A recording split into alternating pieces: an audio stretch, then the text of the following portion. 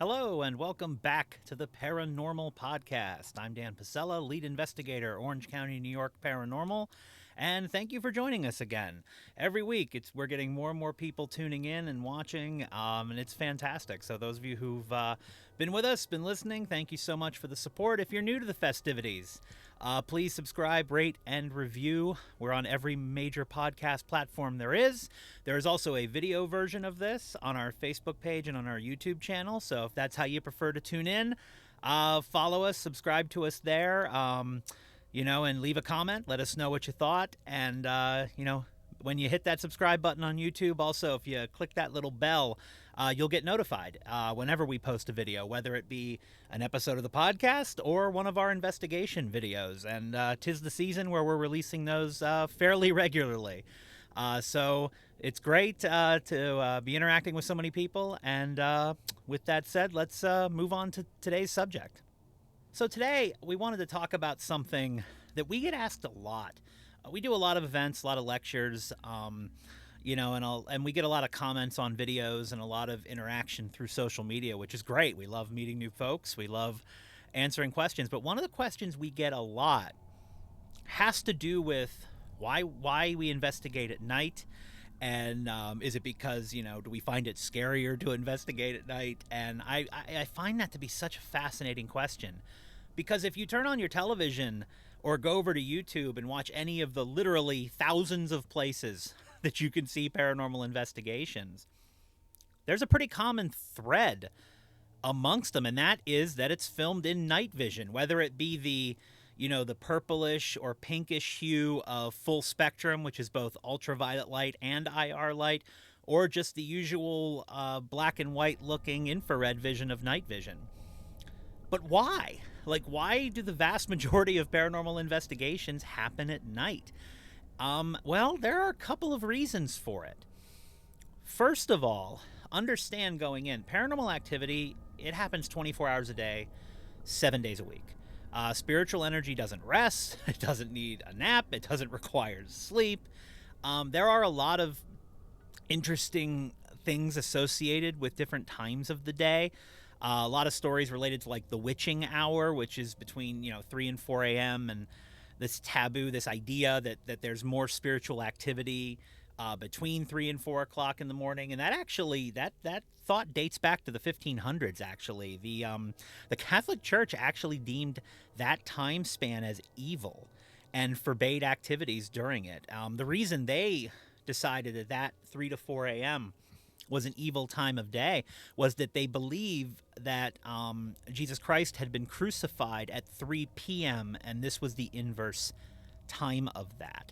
So this concept of a witching hour between 3 and 4 dates back all the way back to the 1500s.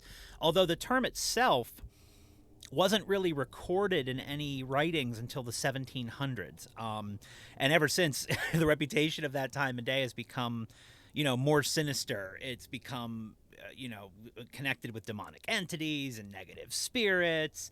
It's also said to be the time of the day when the veil between the living and the dead is at its thinnest. And while many investigators do seem to report more activity starting around 3 a.m., in our personal experience, which is obviously a very, very small sample of the whole, we really haven't found that.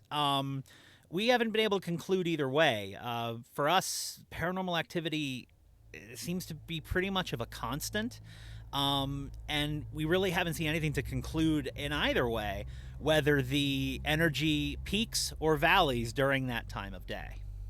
So why does that time of day continue to have such a reputation, continue to be such a thing, the witching hour concept in not only pop culture, but in the minds of many people? Why do people report waking up between 3 and 4 a.m. with a sense of foreboding and dread? And there have been some theories put forward as to why that is.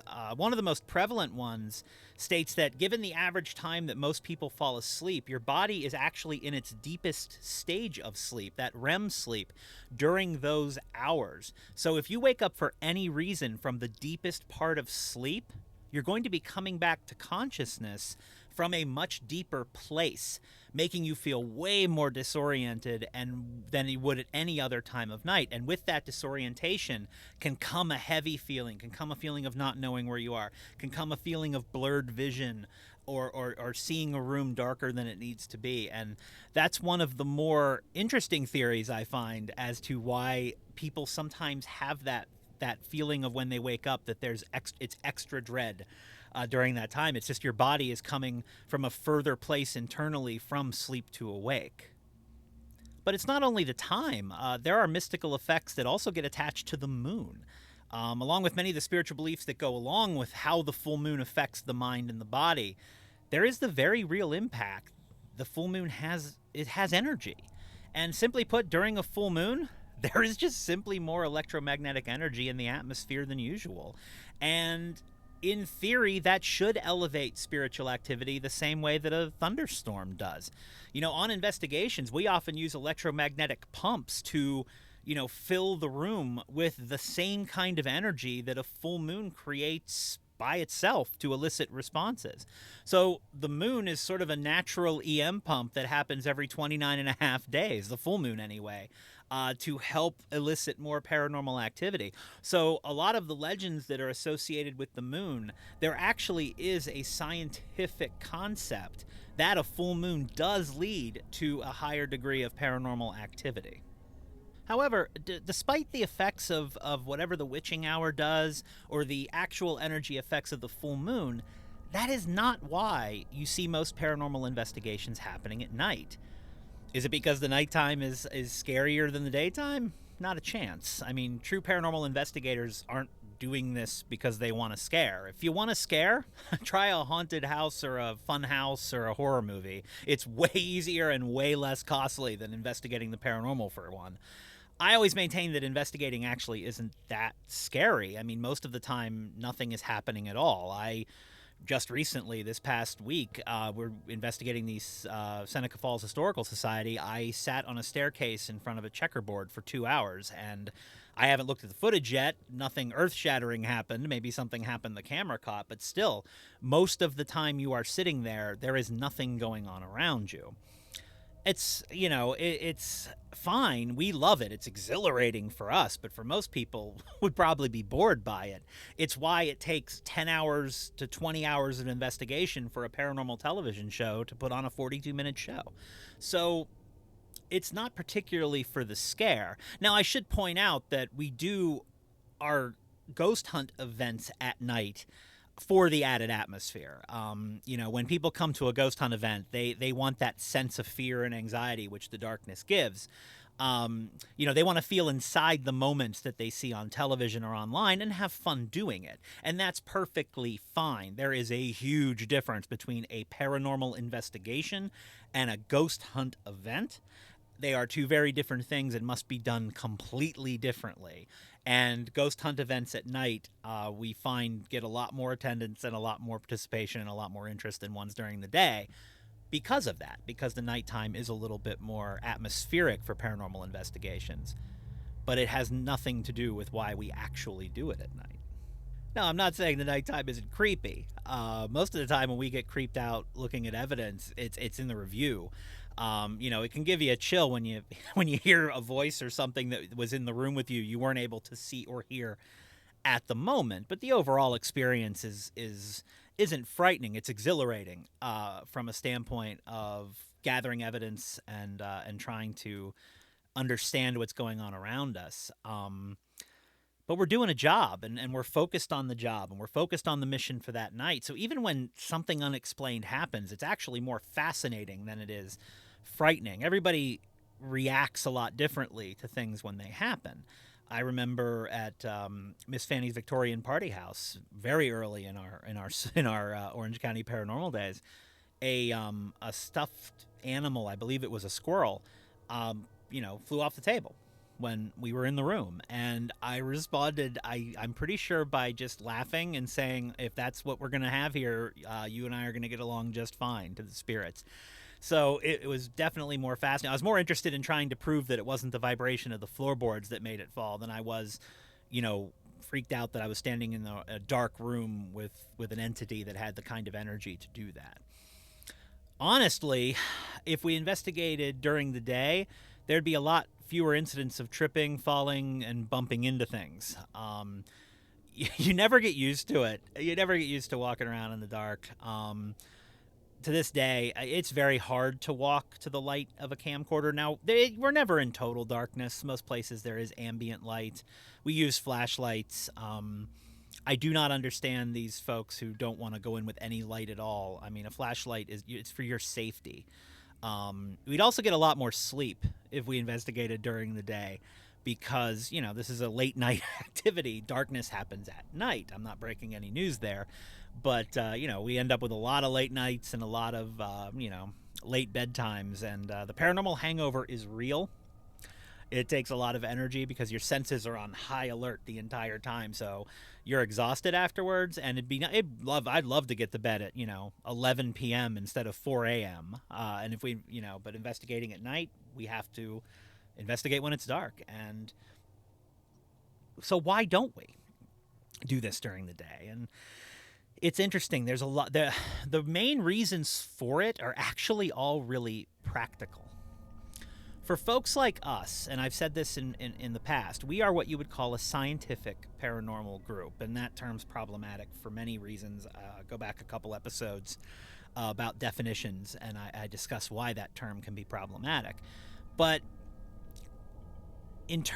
terms aside, what it means is we are solely an equipment-based group. We don't rely on psychics. We don't have one. None of us have that gift or curse. And, we use tools. We use recorders. We use cameras. We use every kind of paranormal equipment that we have found to be valid. We don't do rituals. We don't conduct seances. It's all just that equipment, and it's cameras, and it's recorders, and it's other equipment that is designed to communicate with the paranormal realm and or beyond. And most of that equipment is modded, especially the cameras, to be able to see in infrared, ultraviolet, and in some cases both. Our minds and our eyes can't see into those spectrums, so we need the cameras to see them for us. And that's why most of the investigation videos you see from us and from anyone are either going to be in black and white, which is that night vision, or a purplish and pinkish hue, which is a full spectrum. So the camera can see into those things. And it can do this during the day as well, but again, for a very practical reason, it is so much easier to ascertain what you're seeing when you're reviewing it when you do the investigation at night. And why? Well, the world is a much brighter place during the day because of the sun. The sun is the giver of life and the ruiner of paranormal evidence. Think about what your living room looks like during the day, or whatever room you're in, or if you're driving, what your car looks like during the day. There's light from the sun, whose position is constantly changing as the day goes on. The light causes reflections off the glass in the windows, off every tabletop in your house, every single car that drives by, not to mention the shadows from clouds and trees and everything else that is out there. Every single thing that casts a shadow, every little reflection.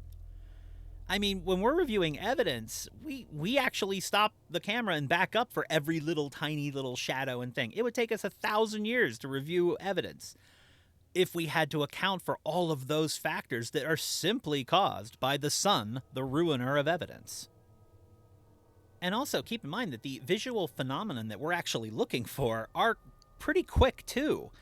And man, when it's during the day, a car driving by can absolutely look like a light anomaly if the light hits it the right way. And it makes, as I said, it makes it a complete nightmare. Remove the element of the sun, however, and most of that goes away. The less ambient light you can have around your investigation, the better. And you actually have a shot of being able to debunk or being able to say, hey, I can't explain what this is. This may be paranormal. Day investigations are very hard because of that, because the sun and not even if the sun, even a cloudy day, to an infrared or a full spectrum camera, even the cloudiest day is the brightest thing that you can see. And not only is it about light, but the world is so much quieter at night too. I mean, our cameras and recorders, they're really, really sensitive, and they pick up everything around them. I tell this story a lot. Our digital recorders are so sensitive that if you are outside and it is raining while you're recording, you can hear each individual raindrop hitting the recorder. That's how sensitive these things are. The cameras are exactly the same way. So it's just quieter at night. At night, there are fewer cars driving by. That's the bane of my existence. I review all the video evidence, and a lot of the places we investigate, even at night, you can't stop traffic. There's cars driving by. A lot of the places we go are downtown. We've been investigating in downtown Lyons, New York. We've investigated in downtown Cobleskill. And while this is not Manhattan-level traffic, you aren't going to stop it. I actually am very good now at identifying in the audio bar of our camera feeds what a car driving by looks like, because it happens all the time. But it's not just the cars. There are fewer neighbors mowing their lawns, fewer phones ringing, etc., etc., etc. The quieter you can get the atmosphere around your investigation, the less contamination you're going to have from noise pollution. EVPs are quiet. They're usually whispers. So removing any of that congestion of sound and that contamination absolutely makes the review process so much more easier and so much more accurate. And on top of that, I mean, for a group like us, we investigate a lot of businesses and a lot of museums, and they would much prefer to not turn away paying customers during the day either. They would rather us come in at night to do it when they're not worried about customers, when they don't have to, when it doesn't affect their business, because, a haunted business is still a business. I've actually, we're going to do an interview down the road here about running paranormal businesses, which is a fascinating topic. But again, you don't want me walking around with a camera trying to talk to a spirit while somebody's trying to shop. Some people would be very turned off by that, and also some people would be so interested in it that it would contaminate your investigation. So, it's just so much easier to do all of this when customers are out of the way, when the traffic is done, when the lawns are done being mowed, when the sun is down, and you can actually have as controlled and quiet of an atmosphere as possible. You want it to be calm, because the only way you're going to pick up any of the paranormal evidence is what disrupts that calmness. What is a light going across a room that cannot possibly be a headlight? What is a sound that cannot possibly be a customer? That's what you're looking for. So it is interesting that in a field full of mysticism and spiritualism, the reason we investigate at night is actually a practical one.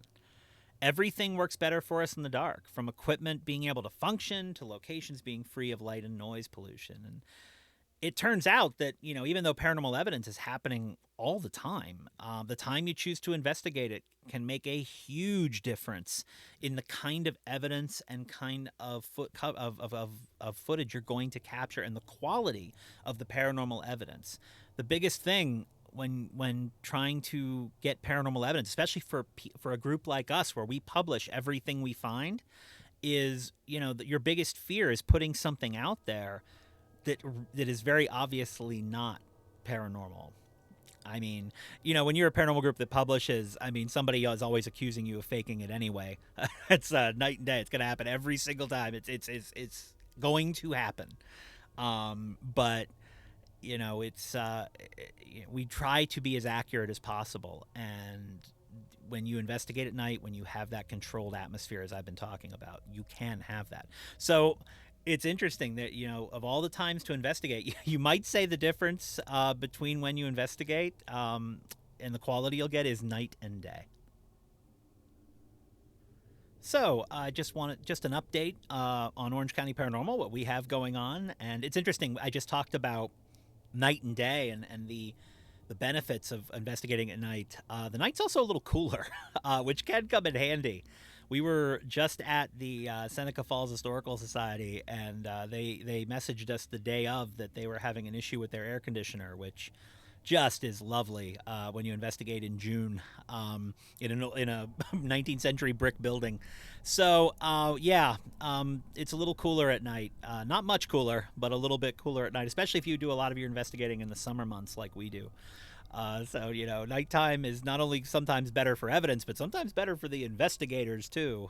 In the winter it gets really cold, but temperature could be something on a personal note that keeps you. I always say, as a paranormal investigator, you're always either too hot or too cold. You are never actually comfortable. But we were just at the Seneca Falls Historical Society. It was great to be back there. They have a great staff, and we very much have enjoyed. This is our third year in a row investigating there, and we usually don't do 3 consecutive years at a place just to kind of give it a rest, but they reached out and said, hey, do you guys want to come back? And we said, sure, yeah, absolutely. And it's great up there. Rhea and Margot joined us up there, and what's interesting is when you investigate a place for the third time, you really get a feel for it. Like at this point, we have a collection of evidence that we know where we have found things. We know where our experiences have been.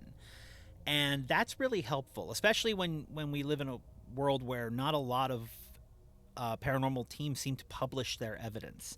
So a lot of times that database, I talked about this in a previous episode where Emily is trying to research it, we can't find anything that leads our investigation to take that next step. Well, when you've investigated a place, 2 times prior, you have your own body of evidence to go back to. So it's nice to build off of that. And we tried a couple of new things.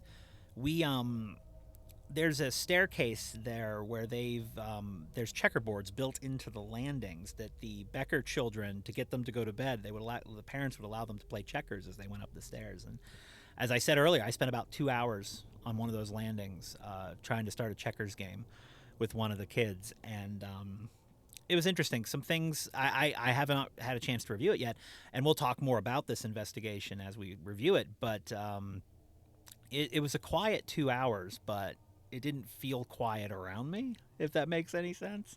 So yeah, that was a really good investigation. And while I did that, because we knew where the hot spots were, Emily, Rhea, and Margot went around the rest of the house and really tried to enhance the story, because that's really what you're trying to do when you investigate a place multiple times is, this is a great story, but I want to know more, because we always leave these locations with way more questions than we have answers.